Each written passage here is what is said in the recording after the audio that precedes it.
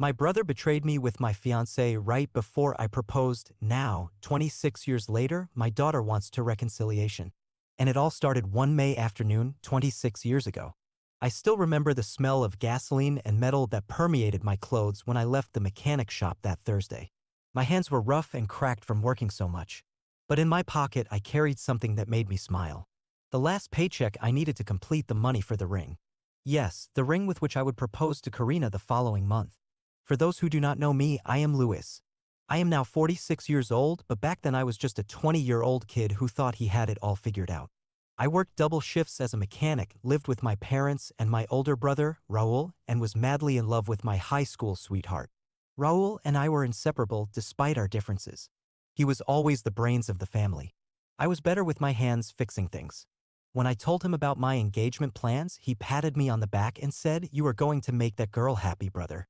I believed him. Why would not I? He was my brother, my best friend, my confidant. Karina and I had been together for 3 years. Black hair that cascaded down to her waist, honey-colored eyes, and a laugh that made me believe everything in this world was right. When we walked in the park, we planned our future. A house with a big garden, I would tell her. Right? She would reply. That May afternoon, I decided to surprise her. My boss let me leave early as a reward for the overtime I had put in all week. I bought a bouquet of sunflowers, her favorites, and headed to her house. I had a key. Her family had practically adopted me. The house was silent when I entered. Her parents worked late on Thursdays, I knew that well. I heard laughter coming from her room. The door was ajar, and what I saw when I peeked and tore my soul apart in a way that even time has not been able to completely heal. Karina was sitting on the bed wearing only a t-shirt, my favorite t-shirt.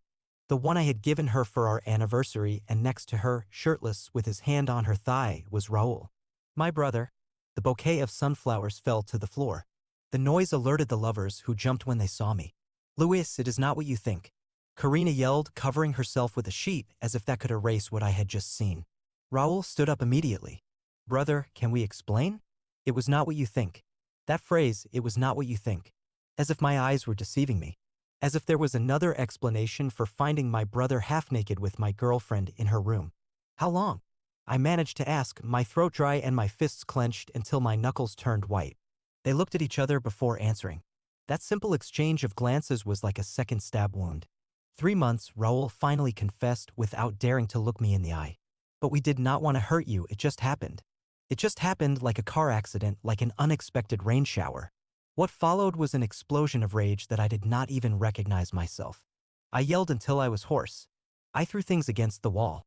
I told them I hated them, that I would never forgive them.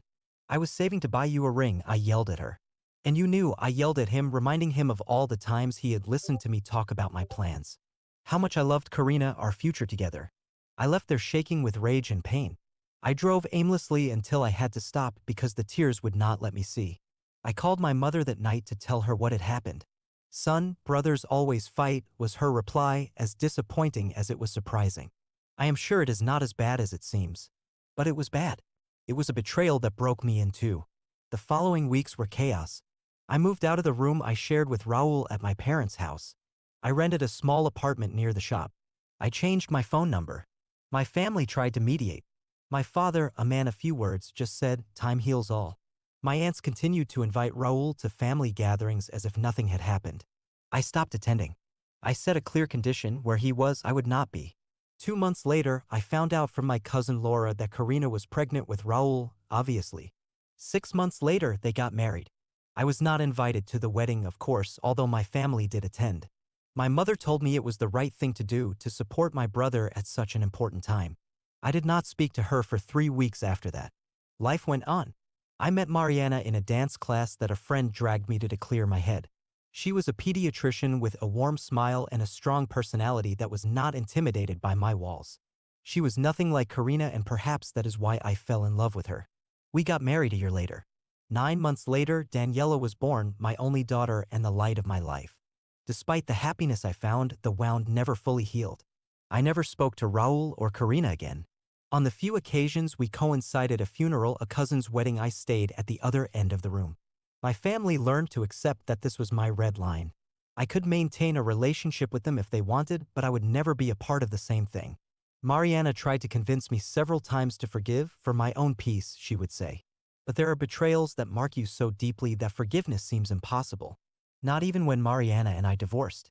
10 years later, for completely different reasons, we simply stopped loving each other. Did I consider the idea of reconciling with my brother? Some doors remained closed forever, or so I thought until a few weeks ago. Daniela, my 24-year-old daughter, looked me in the eye and uttered the words that turned my world upside down. Dad, I want to meet them, my Uncle Raul and Karina. Dad, I want to meet them, my Uncle Raul and Karina. Those words hung in the air of the cafe where Daniela and I met every Sunday. My coffee cup stopped halfway between the table and my lips. I stared at her, looking for any hint of a joke on her face. There was none. What are you talking about? I managed to ask after what seemed like an eternity. Daniela sighed as if she had been rehearsing this conversation for a long time. I had been following them on social media for years. My cousin Renata and I started talking when I was in college. Renata, my niece, Raul, and Karina's daughter. The girl born from betrayal. How did you get their contact? I asked, trying to remain calm. Grandma showed me pictures of her when I was 15. I was curious. I looked her up on Facebook. My mother, of course. Even though she respected my decision not to talk to Raul, she never stopped keeping Daniela aware of that part of the family. Children are not to blame, she used to say. This has nothing to do with your wedding, right? She asked with sudden suspicion. Daniela was getting married in 3 months to Miguel, a good guy who worked in IT. We had been planning everything together, from the venue to the food. She looked down, confirming my fears. I want them to come to my wedding, she finally said. My Uncle Raul, Karina, and my cousins. I want the whole family to be there. My stomach churned. A cold sweat ran down my back. After 26 years of keeping my distance, my own daughter wanted us to get together on the most important day of her life.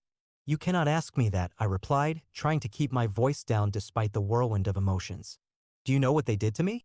Dad, it was 26 years ago, Daniela exclaimed, causing several people in the cafe to turn and look at us. Do not you think it is time to get over the past? Get over the past, as if it were that simple. As if I just had to push a button and forget the image of my brother with my girlfriend. Forget the sleepless nights. The years of therapy to be able to trust someone again. You do not understand what you are asking me. I replied, feeling anger beginning to take over. It is not that simple. And what about what I am asking you? She retorted, her eyes shining. It is my wedding, Dad, the most important day of my life, and I want my whole family to be there. They are not your family. I blurted out without thinking. They have not been present in your life. Because you did not allow it, she shouted, hitting the table with the palm of her hand. Do you know how many birthdays, how many Christmases I miss sharing with my cousins because of your pride? Her words hit me like a fist. I was the villain in this story. I stood up, trying to control my trembling hands.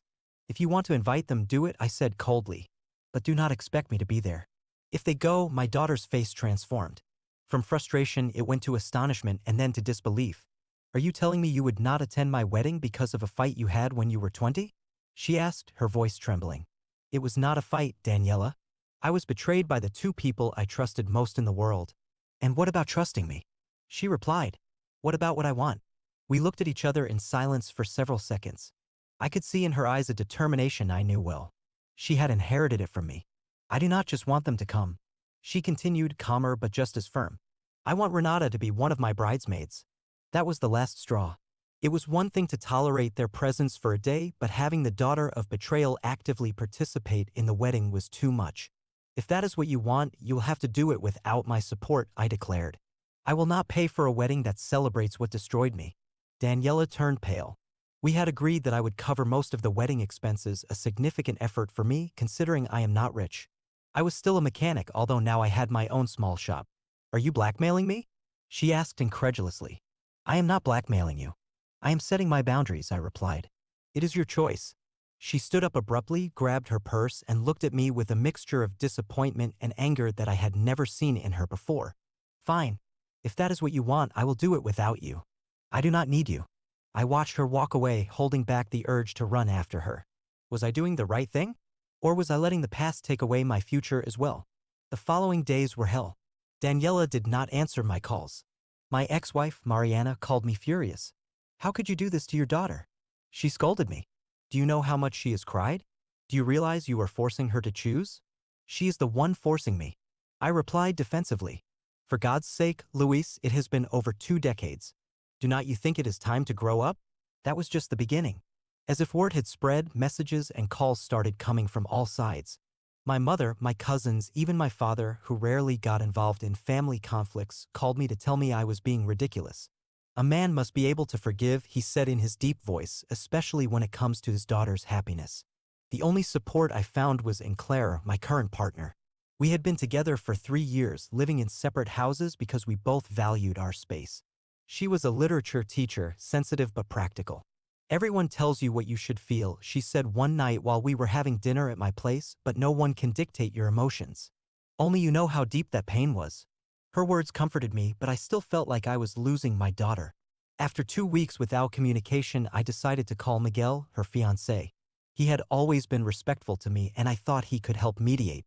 Daniela is very hurt, he said, but she is going ahead with the plans. Her friends are helping her financially. And her mother will also contribute something. The idea that my daughter had to borrow money for her wedding because I refused to pay gnawed at me. But every time I considered giving in, I remembered the image of Raul and Karina together, and the pain returned as if it were yesterday. One afternoon, when I came back from work, I found Daniela's car parked in front of my house. My heart skipped a beat. Had she come to reconcile? I entered with a mixture of hope and nervousness. What I found in my living room chilled me to the bone. Sitting on my couch were Daniela, Raul, and Karina. My brother had aged. His hair, once black like mine, was almost completely gray. Karina had wrinkles around her eyes. But she was still beautiful in a way that made me uncomfortable. What is this? I asked, feeling the rage begin to boil inside me. Dad, please? Daniela intervened, standing up. Just listen to them. They have come to talk to you. Raul stood up, taking a step towards me. Luis, I know I have no right to be here. No, you do not. I interrupted, pointing to the door. Get out of my house now. Dad, please? Daniela pleaded. I cannot believe you did this. I said, feeling my voice break. An ambush in my own house. It is not an ambush. Karina intervened. We just want to fix things. For Daniela. For the family. Family. I repeated, almost spitting out the word. You destroyed that a long time ago. The atmosphere became so tense you could almost cut it with a knife. Raul tried to speak again, but I stopped him by raising my hand. You have exactly 1 minute to get out of my house before I call the police. I threatened, surprising myself with the coldness of my voice. You are impossible, Daniela shouted, tears streaming down her cheeks. You only think about yourself. Your pain. Your pride. Karina took Raul's arm and led him to the door. He looked at me one last time with an expression I could not decipher. Regret? Pity? I am sorry, brother, he murmured before leaving. We never wanted things to be this way. When they left, Daniela stood in the middle of my living room, shaking with rage. You just ruined everything, she told me. All this time I thought you were the victim. But now I see you are just a bitter man who cannot let go of the past. Her words pierced me like knives. You have already made your decision, I replied, trying to maintain my composure. I hope you are happy with it. I will be, she replied, heading for the door. They will be at my wedding. And you? That depends on you. The door slammed shut, the sound echoing throughout the house. I was left alone, my legs shaking and a pain in my chest I had not felt in years. I sank onto the couch, in the same spot where my brother and the woman I once loved had been sitting moments before. Was I really willing to lose my daughter for not facing my ghosts of the past? The question tormented me all night as I tossed and turned, unable to sleep. I spent the next few days like a zombie. I went to the shop, mechanically worked on the cars, and came home without barely speaking to anyone. Clara came to see me several times, worried. But even with her, I struggled to express what I felt.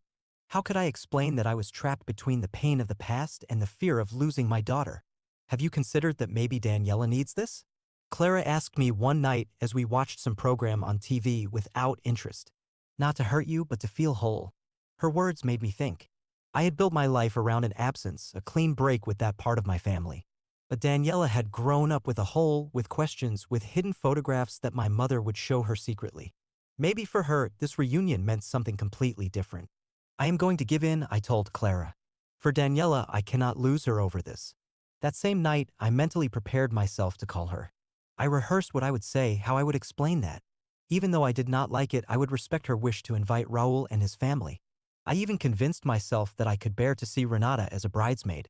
Just as I was about to make the call, my phone rang. It was Roberto, an old friend who worked with my father before he retired. We had not spoken in months. Luis, I know it is none of my business. He began cautiously, but I think you should know something about Raul. My hand tightened around the phone. What are you talking about? I ran into your cousin Eduardo a few days ago. He told me that Raul only wants to reconcile with you because his son Pablo is also getting married soon. Apparently, several family members are planning not to attend because of what he did to you years ago. I froze. What are you saying? Raul needs to clean up his image. He needs you to publicly forgive him so that his own event is not a failure. Eduardo heard him arguing with Karina about this. The revelation hit me like a train. It was not regret what I had seen in my brother's eyes. It was calculation, need, convenience. Are you sure? I asked, although deep down I already knew the answer. Eduardo was sitting at the next table when they were talking at a restaurant. He clearly heard him say, if Luis forgives me at Daniela's wedding, no one will dare miss Pablo's. I thanked Roberto for the information and hung up. The initial rage gave way to a strange calm. For the first time in weeks, I saw things clearly. It was not about my wounded pride or my inability to forgive. It was about manipulation, about being used once again. Without thinking twice, I sent Daniela a message. I need to talk to you. It is important. Surprisingly, she replied almost immediately. Tomorrow at the cafe, 10 a.m. I barely slept that night, mentally rehearsing what I would say, how I would explain the situation without sounding like I was making excuses. Finally, I decided that the direct truth was the only way. When we met the next day, Daniela looked as tired as I felt. She had dark circles under her eyes, and her usual energy was gone. It pained me to know that I was part of that exhaustion. Thanks for coming, I said when we sat down with our coffees. What did you want to talk about? She asked, getting straight to the point. I took a deep breath. Last night I got a call from Roberto, remember him? Your grandfather's friend. She nodded. He told me something I think you should know before making any decision about your wedding. I recounted the conversation, trying to remain as neutral as possible. As I spoke, I saw her expression change from initial distrust to surprise and finally to indignation. Are you sure? She asked when I finished, the same question I had asked the night before. Roberto has nothing to gain by making this up, I replied. And it makes sense. Why now, after 26 years? Why right before your wedding? Daniela remained silent, processing the information. Finally, she took out her phone and started typing something. What are you doing? I asked. I am sending a message to Renata. She replied without looking up. I want to know if it is true. We waited in silence. The coffee grew cold in front of us. 10 minutes later, her phone rang. Daniela read the message and I saw her eyes fill with tears. It is true, she said softly. Renata says her brother Pablo is getting married in December and that there are indeed problems with family attendance. She says her father has been clearing the way. I reached across the table and took her hand for the first time in weeks. She did not pull away.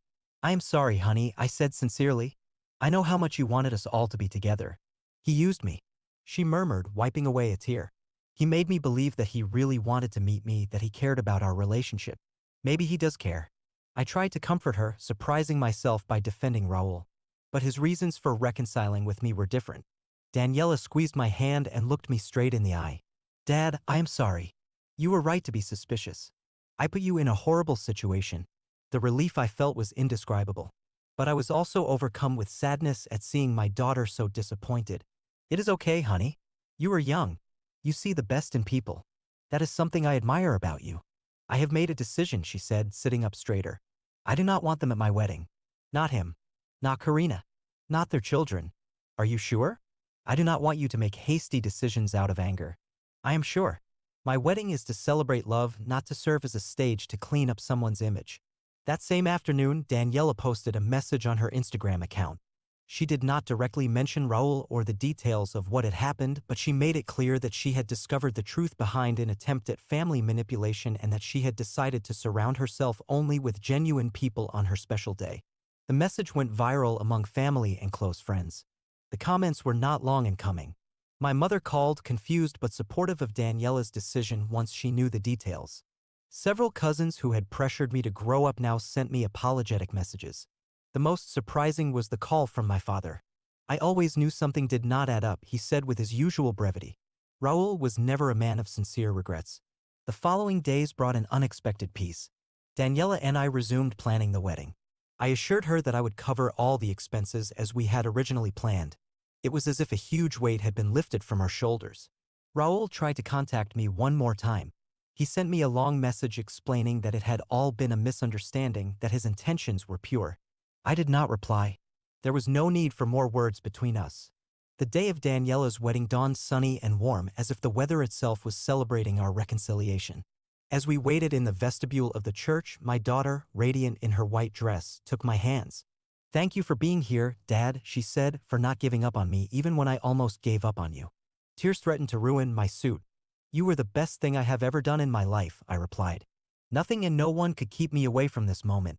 When the music started playing and we walked down the aisle together, I felt a mix of pride and nostalgia. I would give my little girl away to a good man who loved her. Life went on with its ups and downs, its betrayals, and its moments of redemption. I looked at the smiling faces on both sides of the aisle, true family, loyal friends, people who had been there through thick and thin.